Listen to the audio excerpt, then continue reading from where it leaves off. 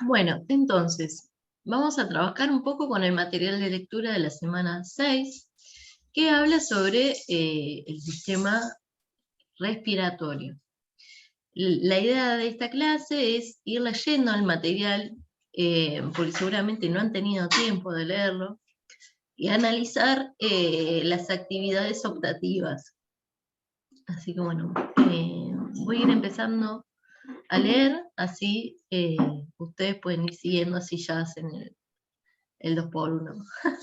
Bien, entonces, el texto comienza haciendo una relación con el primer tema que vimos, que eran los sistemas abiertos. Estuvimos trabajando que eran sistemas que intercambiaban materia y energía, y justamente esto va a ser lo que define a un ser vivo en parte, ¿no?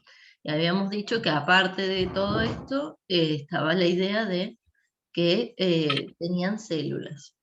Bien, entonces dice, en la semana 1 utilizamos un modelo simple para representar a los organismos vivos como sistemas abiertos. Por ejemplo, podemos pensar nuestro cuerpo como un sistema que toma alimento y oxígeno de su entorno para así obtener energía y materiales, eliminando a su vez materiales de desecho, dentro de los cuales se deberían incluir la materia fecal, la orina y el dióxido de carbono producto de la respiración. El esquema de la figura 1 muestran estos intercambios. En este esquema incluimos también el calor, que es una forma de energía, y usamos el término proceso fisiológico para englobar las transformaciones que tienen lugar en el cuerpo humano como sistema.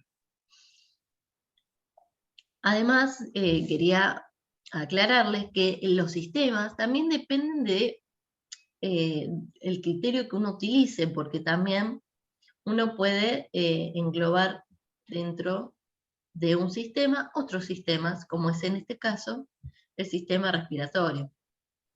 Bien, entonces acá hace una referencia al sistema en general, que es el sistema cuerpo humano.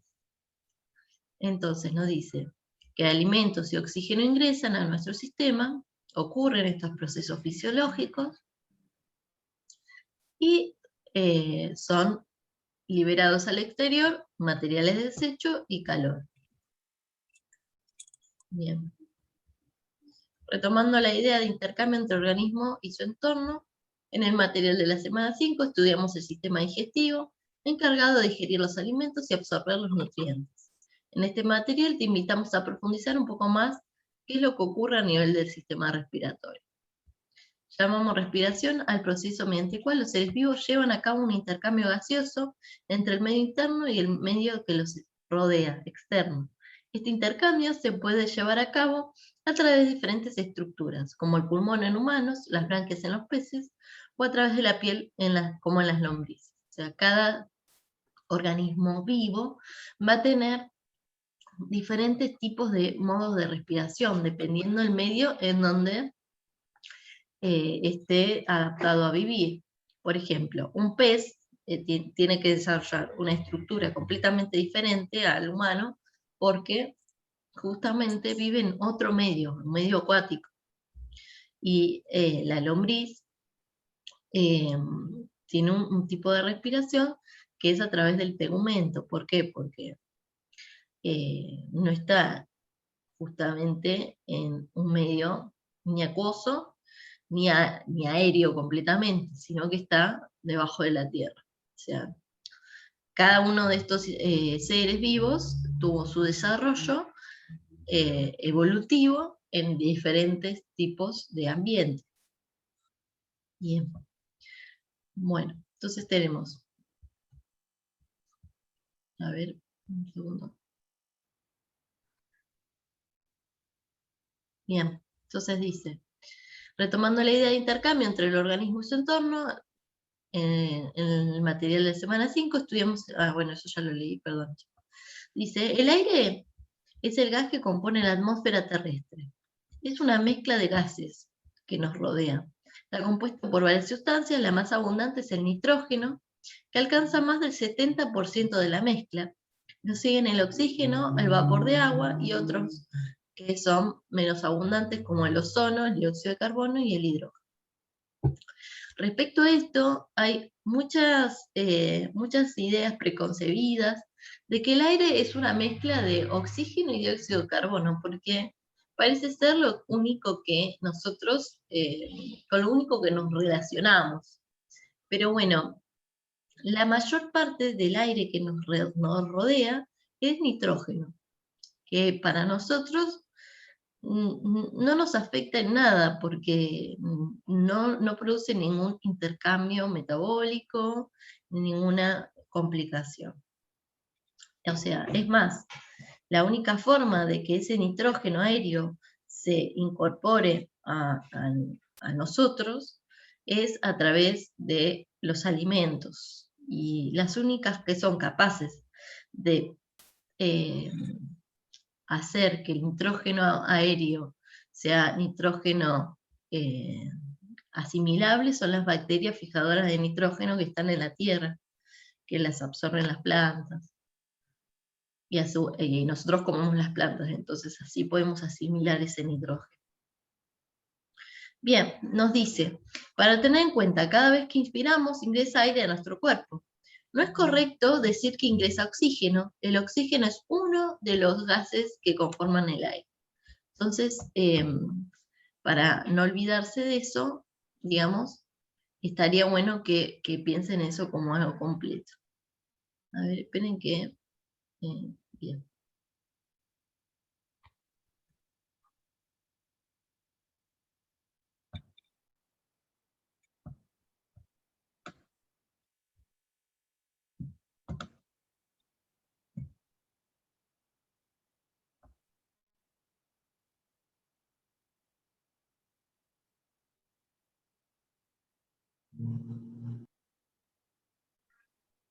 Bueno, entonces, estábamos hablando sobre los sistemas. Ahora vuelve a hacer una referencia a los niveles de organización. ¿Se acuerdan que teníamos diferentes niveles de organización? Teníamos a nivel celular, a nivel tejidos, a nivel órgano y a nivel sistema de órganos. Vamos a tener que la respiración en sí va a depender de nosotros qué es lo que realmente consideremos respiración y hay algunos términos que quedaron de cuando se conocía más que nada la función de los sistemas, pero no tanto de las células. Piensen que las funciones celulares hace muy poco que las conocemos, hace muy poco tiempo. Bien, entonces dice, niveles de organización. Cuando hablamos de respiración en humanos, debemos diferenciar claramente tres procesos que se dan en diferentes niveles de organización. Dice, estos tres procesos son ventilación, o sea, cuando yo inspiro y expiro. Eso se da a nivel de sistema de órganos, mediante el cual el aire es conducido a través de una serie de conductos, nariz o boca, faringe, laringe, tráquea y los bronquios, digamos. Esos son los conductos que está haciendo referencia ahí, dice. Hacia el interior de los pulmones, inhalación, y posteriormente expulsando hacia el exterior, exhalación. Para llevar a cabo este proceso se requiere un juego sincrónico de contracción y relajación muscular, o sea, a veces nosotros no nos damos cuenta, pero estamos todo el tiempo contrayendo y relajando el diafragma para producir un vacío en donde va a ingresar el aire. O sea, cuando nosotros presionamos el diafragma hacia abajo, esto genera como una especie de vacío y va a bajar el piso del diafragma y esto va a producir como un vacío en donde va a ingresar el aire. O sea, vieron que, por ejemplo, no sé si vieron alguna vez un ejercicio que se hace con una botellita y un globo. O sea, el globo se lo ata a la botella y se baja el globo y se llenan dos globitos en el interior de la célula, yo después perdón, el interior de la botella, y se infla. O sea, ese vacío produce que el aire que está en el exterior ingrese a los pulmones, o sea, hace que se produzca un vacío interno y el aire ingrese. Y después, cuando se relaja, se puede volver a la presión normal, entonces la presión va a ser menos fuerte afuera, entonces el aire sale. Esto va a tener que ver con las presiones que va a estar sometido el aire. Por ejemplo, ese aire siempre va a preferir estar en lugares donde hay más espacio, en donde no va a estar incómodo, digamos, sometido bajo presión. Es como cuando nosotros tenemos dos opciones, cuando vamos a tomar un micro. Vamos a tomar el micro que está a reventar o el micro que está vacío. Vamos a ir al que está vacío. ¿Por qué? Porque tengo más capacidad de movimiento, no voy a estar bajo presión.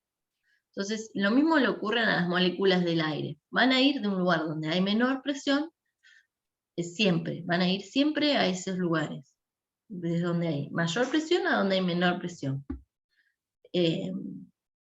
Entonces, cuando se produce ese vacío porque se contrae el diafragma, va a haber menos presión en el interior de nuestros pulmones, y cuando lo relajamos, esa presión vuelve al interior y el aire va a preferir estar en el exterior. Obviamente no tiene conciencia, es algo molecular, pero es para que se den una idea de qué es lo que pasa en la ventilación pulmonar.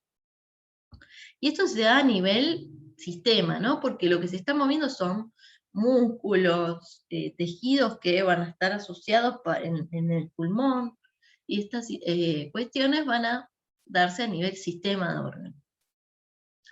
Bueno, después la hematosis, que va a ser este intercambio gaseoso, es el proceso que se lleva a cabo al nivel de los alvéolos pulmonares, o sea, en la última porción más pequeña de estos conductos. O sea, habíamos dicho que el aire ingresaba por la nariz, por la boca, pasaba por la faringe, por la laringe, por la tráquea, los bronquios. Eso se va afinando cada vez más, se convierten en bronquiolos, bronquiolitos, y finalizan con unas bolsas alveolares, son como bolsas, no son bolsas, alveolares, que ahí la piel es tan delgada que es del espesor de una célula. Ahí, o sea, va a haber el espesor va a ser de dos células, de una célula epitelial y una célula sanguínea. Entonces, ahí, en ese punto, se va a realizar el intercambio gaseoso, donde va a haber un intercambio del oxígeno o sea, del dióxido de carbono por el oxígeno. O sea, en ese punto, la sangre que está ingresando hacia el alvéolo es sangre carboxigenada, o sea, que tiene altas concentraciones de dióxido de carbono. Y el aire que está ahí en ese alvéolo va a tener una carga bastante importante de oxígeno. Entonces, como va a haber menor carga de dióxido de carbono en ese aire, el dióxido de carbono va a cambiar del estado líquido, del estado asociado a la hemoglobina, al estado gaseoso, se va a ser liberado en ese momento, y el oxígeno va a ser tomado por las moléculas sanguíneas, por la hemoglobina sanguínea.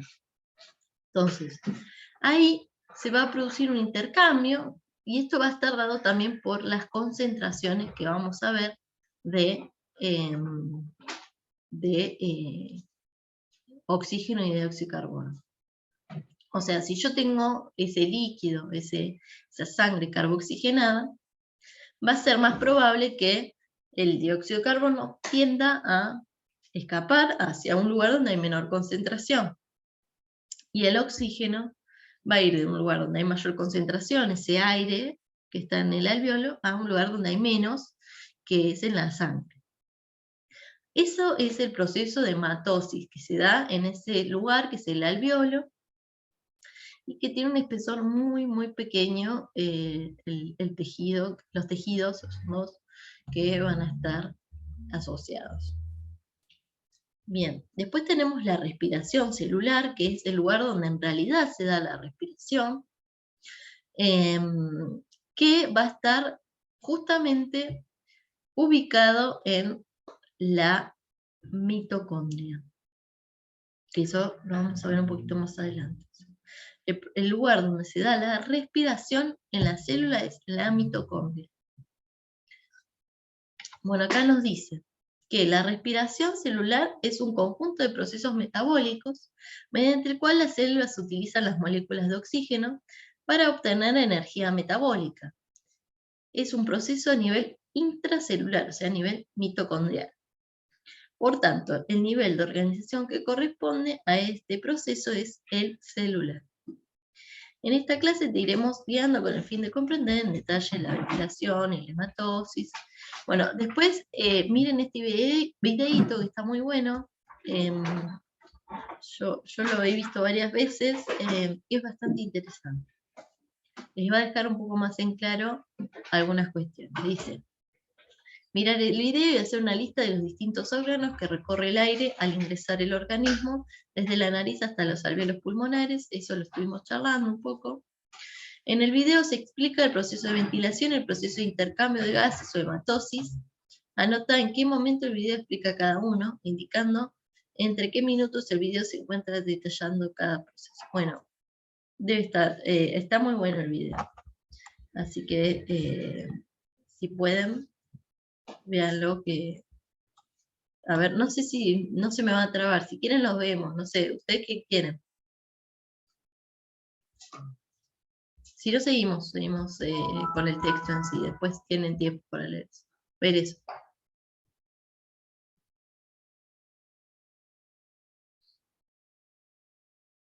A ver, bien.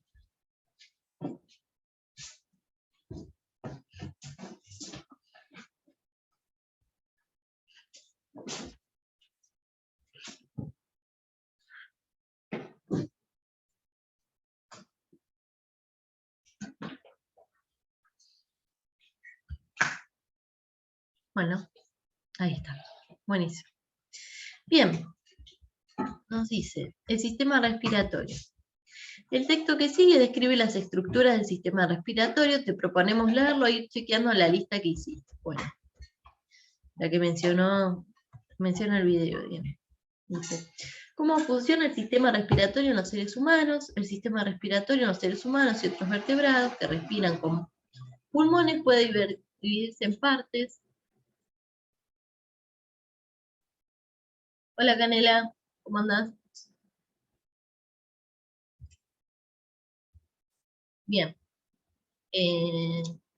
La parte conductora consiste en una serie de pasadizos que transportan el aire hacia adentro y hacia afuera de la parte en la que se realiza el intercambio de gases, donde estos son intercambiados con la sangre. Bueno, esto parece como un trabalengua. Bueno, nos dice que la parte conductora que transporta el aire a los pulmones, bueno, ingresa a través de la nariz, de la boca, eso lo estuvimos mencionando, la faringe, que es la garganta, esto que comparten el sistema respiratorio y el sistema digestivo. Después tenemos la laringe, que la podemos sentir acá, es de donde sale la voz, pueden sentir las vibraciones. Está justo acá.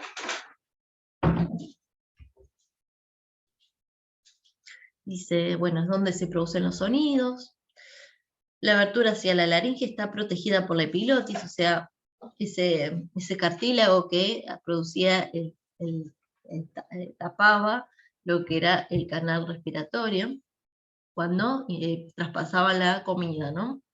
El resto del tiempo está abierto, por eso nosotros podemos estar intercambiando todo el tiempo la voz y el aire, ¿no? Entonces, los momentos en que uno traga son menores a los que uno está respirando. Bien, la apertura hacia la laringe está protegida por la epilotis, que era esto lo que habíamos mencionado. Bueno, acá hace una mención a la maniobra de Heimlich, que sirve cuando, justamente como había mencionado la otra vez, la comida, en vez de seguir por el esófago, va por la tráquea, ¿no? Se va a la laringe y no lo podemos expulsar porque no tenemos la musculatura necesaria para expulsarlo. Entonces se colocan estas manos así, debajo del esternón, digamos, que el esternón es este huesito que está en el pecho, que es donde se produce la unión entre las costillas, ¿no? O sea, es este huesito que está acá en la caja torácica que nosotros lo sentimos. Bien, entonces dice que se jala hacia arriba y eso sirve para aplicar una presión que permite la liberación de cualquier tipo de bloqueo. Bien, vamos a saltear un poco porque para que no sea tan intenso, tan como cargado. Presten atención que lo que tiene que quedar de esto son las palabras claves y su definición. O sea, ¿cuáles van a ser las palabras clave? Bueno, justamente están marcadas en negrita. Otra de las cuestiones que a mí me gusta hacer es que ustedes traten de no perder el tiempo en no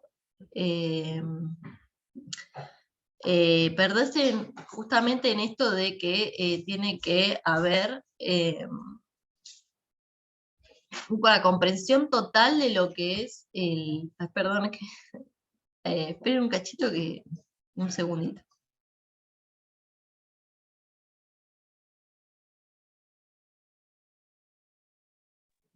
Bien, entonces, bueno, si se corta nos volvemos a conectar. Bueno, entonces, la idea que tengo yo de los textos es que traten de identificar siempre cuáles son los conceptos clave. En este caso van a ser los órganos, ¿no? Y lo que ustedes tienen que hacer a la hora de estudiar es saber la definición.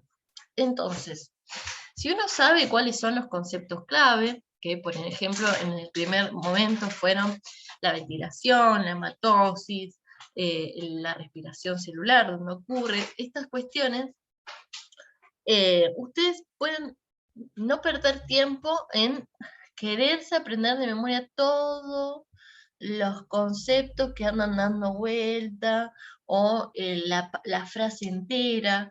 Lo que ustedes tienen que entender bien es los conceptos, y a partir de eso pueden armar y desarmar oraciones, cuestiones que van a ir apareciendo a la hora del examen.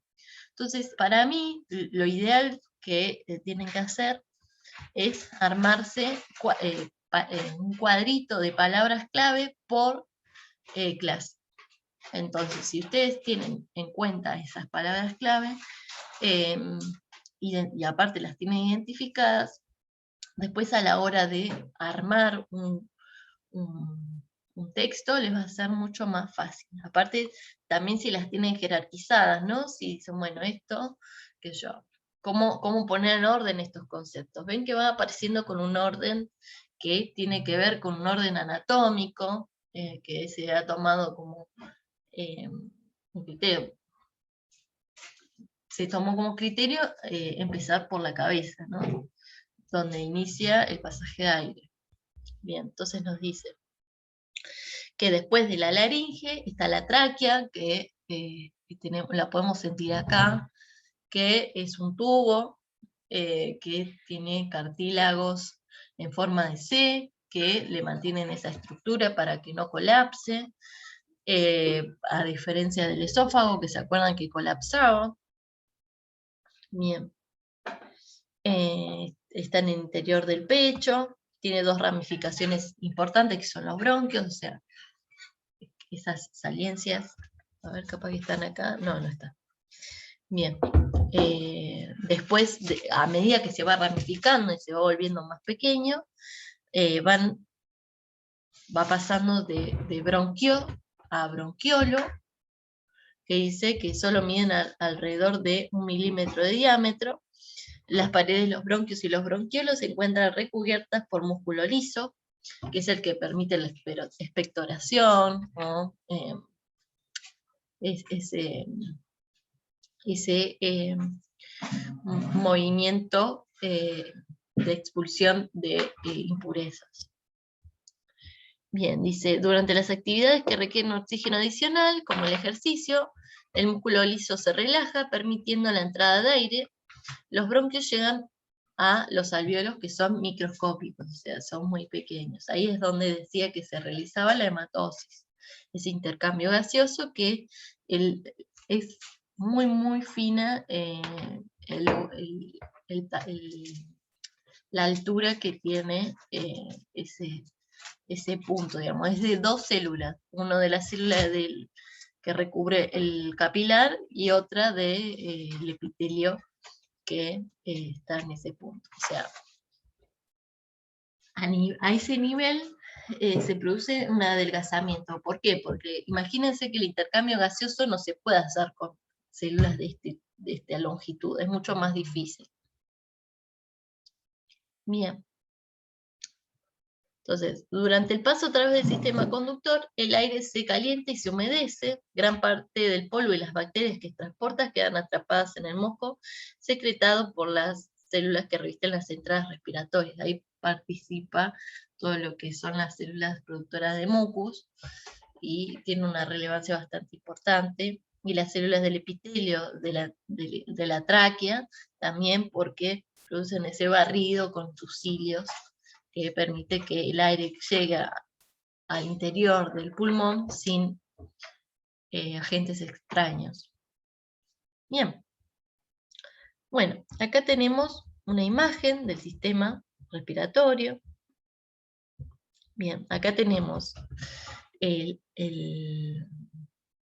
las fosas nasales, la garganta, que va a ser nuestra faringe, la laringe. Después tenemos la tráquea, que está llena de estos cartílagos que les estaba mencionando, que son los que podemos sentir acá, que impiden que colapse. Bueno, esta tráquea se ramifica en dos bronquios que van a entrar en cada pulmón, y estos a su vez se van ramificando en lo que son los bronquiolos. Y estos más chiquitos, algunos le dicen bronquiolitos, en este texto no lo menciona, pero normalmente se le dice bronquiolito, no importa, acá le menciona como bronquiolo. A medida que se va adelgazando estos bronquiolos, no existe más el cartílago, ¿no?, que impedía que se colapse este tubo. Entonces, ¿para qué? Porque cada vez necesitamos más, que se vaya afinando para llegar al espesor de estas dos células, que va a ser el lugar donde se va a producir el intercambio gaseoso, que es en los alvéolos. El intercambio gaseoso va a ser en el alvéolo, no en el resto del pulmón. Solamente acá. ¿Por qué? Porque el espesor de las células da para que se produzca el intercambio gaseoso. Entonces, después acá tenemos los neumatocitos que segregan lo que es el líquido surfractante. No sé si lo conocen, capaz que alguna que haya trabajado ya en hospitales, o que haya tenido recién nacidos o en estado prematuro, capaz que lo conoce. Es un líquido que impide que el alvéolo colapse. Es esto lo que segregan los bebés nacidos en término. Algunos, aquellos que nacen 7 mesinos o 8 mesinos, nosotros tenemos que inducir a la maduración de ese epitelio para que produzcan el surfractante y no colapse el alvéolo pulmonar. Es una sustancia que impide que esto se colapse sobre sí mismo cada vez que se produce la inspiración y la expiración. Bien, dice, Como te habrás dado cuenta, parte de esta información presente en el texto está también incluida en el video anterior. Podemos decir que el video y el texto son dos formas diferentes de presentar la información, de exponer sobre un tema. ¿Qué ventajas tendría mencionar, podés mencionar del video sobre el texto? Bueno, esto creo que tiene que ver con la ilustración, la forma en que se comunica el pensamiento. A veces en los videos es mucho más difícil identificar las palabras clave, la relación entre los conceptos también. Bien.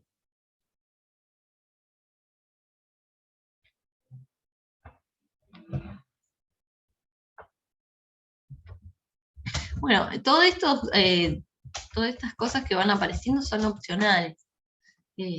Son para que ustedes tengan un seguimiento mental de los contenidos que vamos trabajando. Bien, ahora se debe estar por cortar, así que si se corta nos volvemos a meter. Dice, ahora que conocemos cómo se compone nuestro sistema respiratorio, pasemos a comprender cómo llega el aire del exterior a los pulmones. El siguiente texto te introducirá a entender acerca de la mecánica de la ventilación. Mecánica respiratoria. ¿Cómo llega el aire a los pulmones? Las diferencias entre la presión de aire determinan que éste se desplace desde un lugar en donde hay mayor presión hacia un lugar donde la presión es menor. El aire dentro de la rueda de un auto o una bicicleta, por ejemplo, está a mayor presión que el aire afuera de ella, presión atmosférica. De manera que si se abre la válvula o se pincha la rueda, el aire